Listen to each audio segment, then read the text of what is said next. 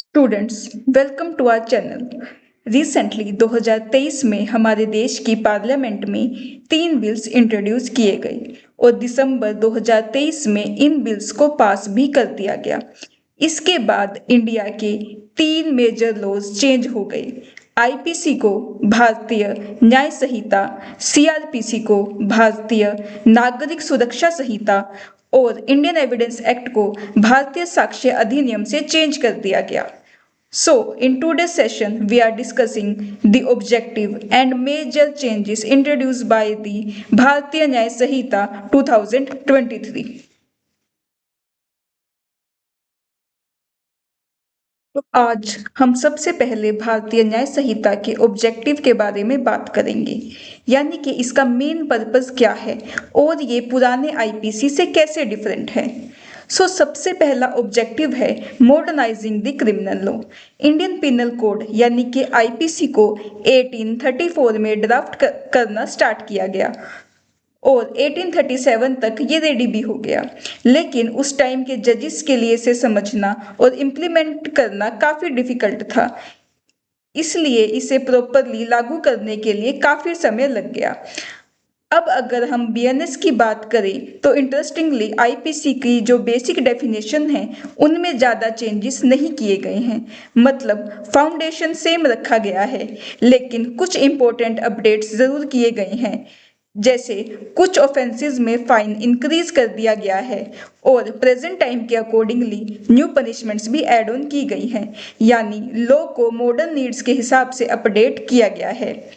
Second objective है general neutral laws बनाना। ये concept सुनने में काफ़ी प्रोग्रेसिव लगता है और होना भी चाहिए, लेकिन ग्राउंड रियलिटी थोड़ी सी डिफरेंट है। अभी भी कुछ इम्पोर्टेंट एरियाज में जनरल न्यूट्रल मिसिंग है, जैसे कि सेक्सुअल ऑफेंसेस अगेंस्ट मेन।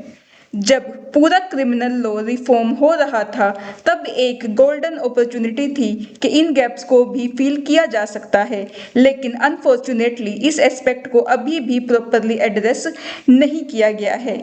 तो एक ऐसा ग्रे एरिया है जहां अभी भी इम्प्रूवमेंट की ज़रूरत है। तीसरा मेन ऑब्जेक्टिव है जस्टिस ओवर पनिशमेंट।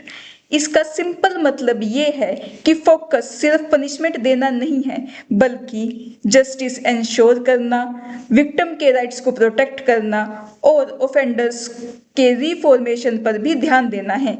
यानी क्रिमिनल जस्टिस सिस्टम को थोड़ा ज़्यादा ह्यूमेन और बैलेंस्ड बनाने की कोशिश की गई है। फोर्थ ऑब्जेक्टिव है citizen and victim centric approach. अगर आप बीएनएस के रीजन पढ़ेंगे तो क्लियरली मेंशन है कि ऐसा लीगल स्ट्रक्चर क्रिएट करना है जो कि सिटीजन सेंट्रिक हो और लाइफ और लिबर्टी को इफेक्टिवली प्रोटेक्ट करे। यानी सिस्टम का सेंटर अब सिर्फ स्टेट नहीं बल्कि सिटीजन और विक्टिम भी बन गए हैं। लास्ट ऑब्जेक्टिव है stronger protection for women and children. Indian constitution के आर्टिकल 15 क्लॉज 3 स्टेट को ये पावर देता है कि वो विमेन और चिल्ड्रन के फेवर में स्पेशल लॉज बना सके। इसका रिफ्लेक्शन हमें बीएनएस में भी देखने को मिलता है। विमेन और चिल्ड्रन के अगेंस्ट ऑफेंसेस को कंसोलिडेट किया गया है और स्पेशली सेक्सुअल ऑफेंसेस के लिए पनिशमेंट को और ज़्यादा इन्हेंस किया गया है, यानी प्रोटेक्शन को और स्ट्रॉन्ग बनाने की कोशिश की गई है। ओवरऑल देखा जाए बीएनएस का एम है ऐसा क्रिमिनल जस्टिस सिस्टम बनाना जो मॉडर्न हो, सिटीजन फोकस्ड हो और जस्टिस ओरिएंटेड हो, लेकिन कुछ एरियाज जैसे कि जनरल न्यूट्रल लॉज अभी भी डिस्कशन और इम्प्रूवमेंट डिमांड करते हैं।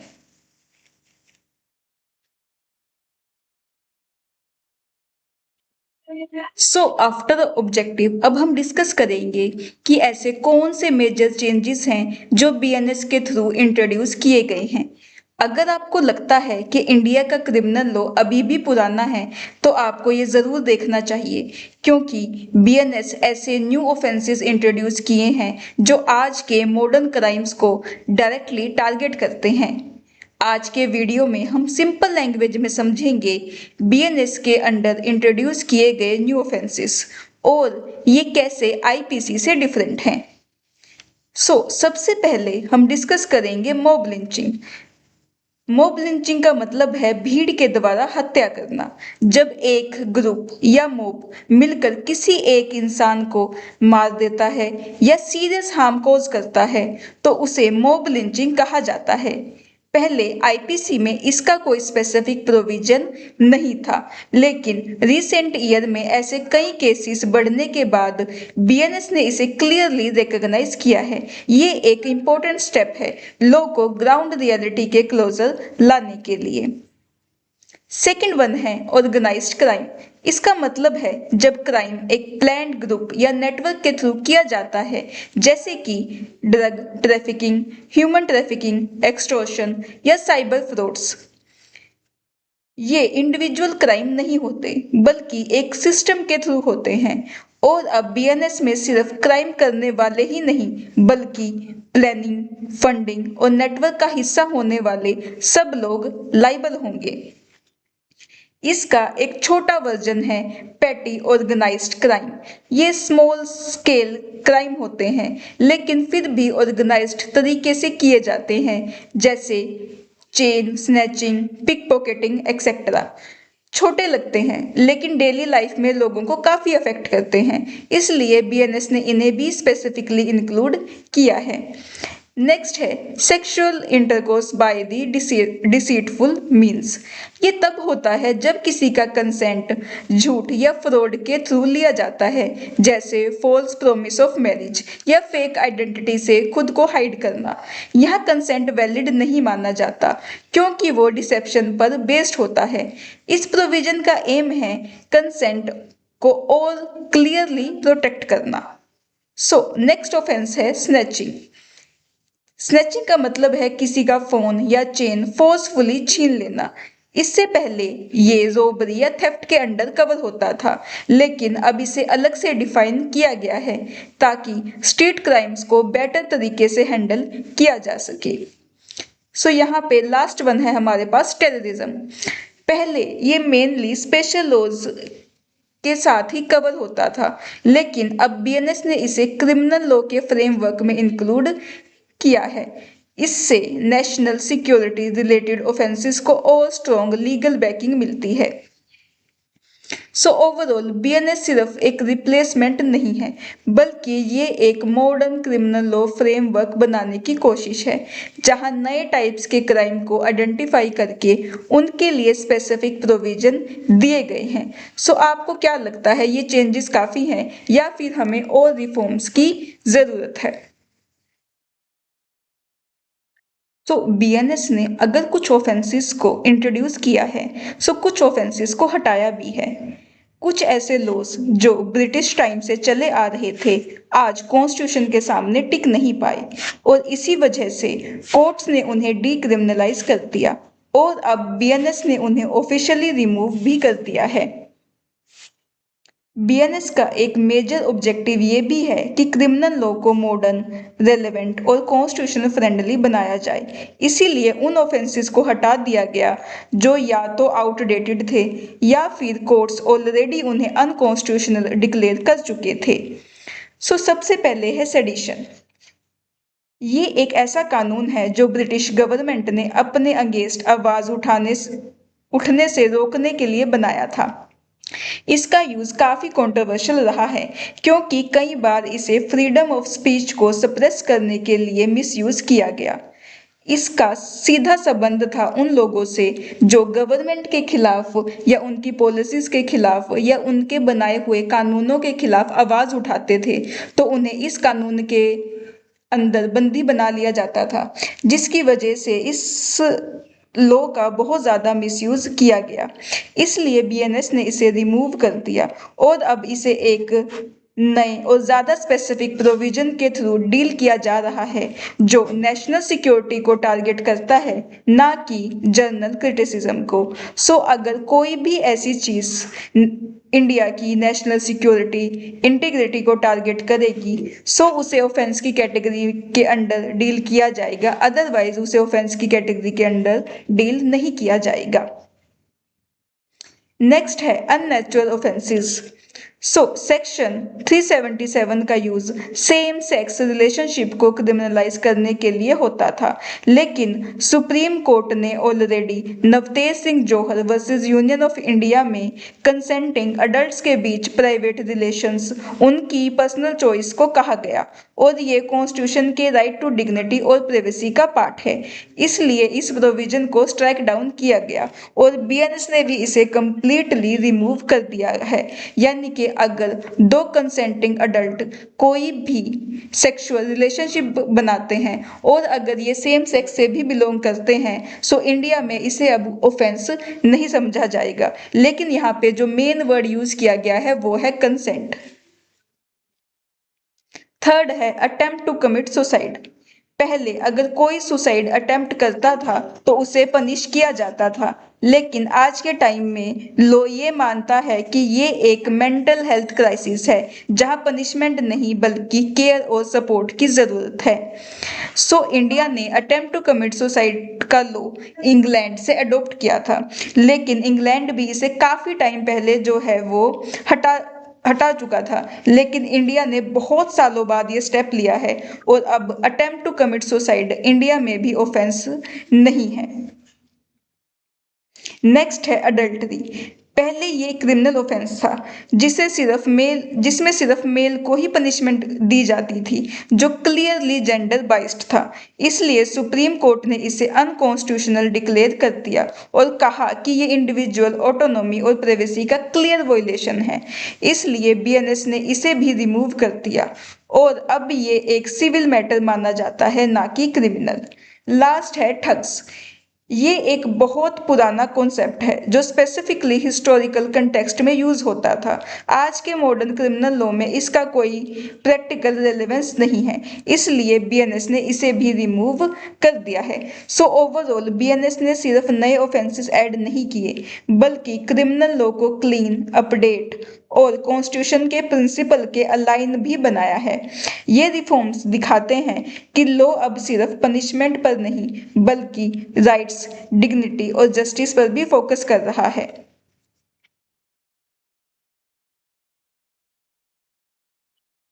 इसके बाद अब हम डिस्कस करेंगे कि क्या सिर्फ नए लॉज बनाना काफी है या पनिशमेंट को भी स्ट्रॉन्ग बनाना जरूरी है।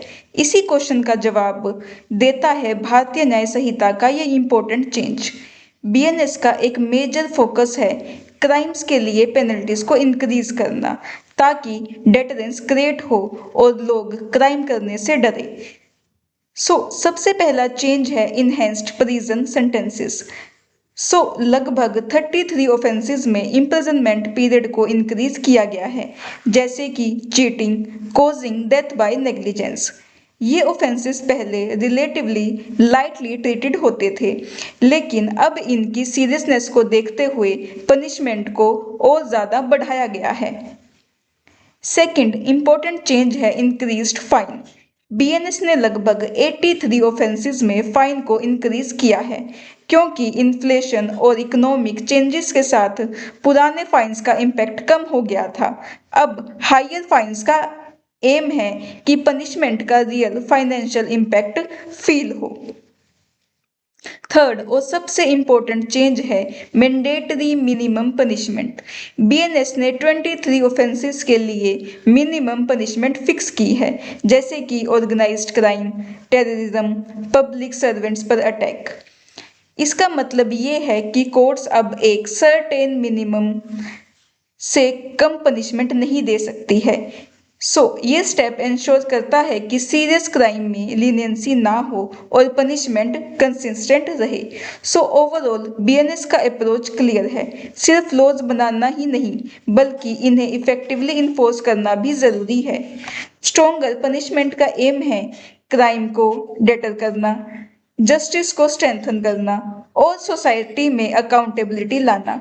लेकिन एक इम्पोर्टेंट क्वेश्चन ये भी है, क्या सिर्फ स्ट्रिक्ट पनिशमेंट से क्राइम कम हो जाएंगे या सिस्टम में और रिफॉर्म्स की जरूरत है। Last and one of the most important change जो बीएनएस ने किया है वो है एक नई पनिशमेंट को ऐड ऑन करना। हमारे पास आईपीसी में 5 तरह की पनिशमेंट मेंशन थी, लेकिन अब एक हमें नई तरह की पनिशमेंट जो है वो देखने को मिलेगी, वो है कम्युनिटी सर्विस। क्या हर एक छोटे क्राइम के लिए जेल भेजना जरूरी है, या फिर हमारे पास कोई एक बेटर ऑल्टरनेटिव भी अवेलेबल है या हो सकता है? भारतीय न्याय संहिता ने इस क्वेश्चन को एक नया जवाब दिया है। बीएनएस ने एक बिल्कुल नया कॉन्सेप्ट इंट्रोड्यूस किया, जिसको हम community service as a punishment के नाम से जानेंगे। अब सिंपल लैंग्वेज में समझे तो कम्युनिटी सर्विस का मतलब है कि जो पर्सन माइनर ऑफेंस करता है उसे जेल भेजने की बजाय सोसाइटी के लिए काम करने को कहा जा सकता है, जैसे कि पब्लिक प्लेसेस को साफ करना, सोशल वर्क करना, कम्युनिटी के लिए यूजफुल एक्टिविटी में पार्टिसिपेशन करना। यानी कि ये पनिशमेंट के साथ साथ एक पॉजिटिव कंट्रीब्यूशन भी होगा सोसाइटी के लिए। अब सवाल ये है कि चेंज इंपॉर्टेंट क्यों है? पहला, हर क्राइम के लिए जेल जरूरी नहीं होती। दूसरा, जेल भेजने से कभी कभी ऑफेंडर और ज्यादा क्रिमिनल माइंडसेट डेवलप कर लेता है। तीसरा, कम्युनिटी सर्विस से ऑफेंडर को अपनी गलती का एहसास होता है और रिफॉर्म होने का चांस मिलता है। ये अप्रोच पनिशमेंट के साथ साथ रिफॉर्मेशन पर भी फोकस करेगी। ये क्लियरली दिखाता है कि बीएनएस का फोकस सिर्फ पनिशमेंट नहीं बल्कि जस्टिस, रिफॉर्म, सोसाइटी के बेनिफिट पर भी है। ओवरऑल कम्युनिटी सर्विस एक ऐसा स्टेप है जो क्रिमिनल लॉ को और ज्यादा ह्यूमन, प्रैक्टिकल और मॉडर्न बनाता है। आपको क्या लगता है कि ये पनिशमेंट सिस्टम इफेक्टिव होगा या फिर स्ट्रिक्ट पनिशमेंट ही बेटर है? अब तक हमने बीएनएस के ऑब्जेक्टिव, मेजर चेंजेस और कौन कौन से ऑफेंसेस रिमूव किए गए हैं, इन सब के बारे में डिस्कस किया। लेकिन एक इम्पोर्टेंट क्वेश्चन यहाँ पर अराइज होता है कि क्या ये सारे चेंजेस अमेंडमेंट के थ्रू भी किए जा सकते थे या फिर इसके लिए पूरा नया एक्ट लाना जरूरी था? क्योंकि डेफिनेशन सेम है, फाउंडेशन सेम है। अगर चेंज किया गया है तो सिर्फ पनिशमेंट को या फिर सेक्शंस को ऊपर नीचे किया गया है। तो क्या ये सारे चेंजेस अमेंडमेंट के थ्रू भी लाए जा सकते थे या फिर इसके लिए एक नया एक्ट लाना हमारे लिए जरूरी था? अपनी राय कमेंट सेक्शन में हमें जरूर बताइएगा। Thank you so much.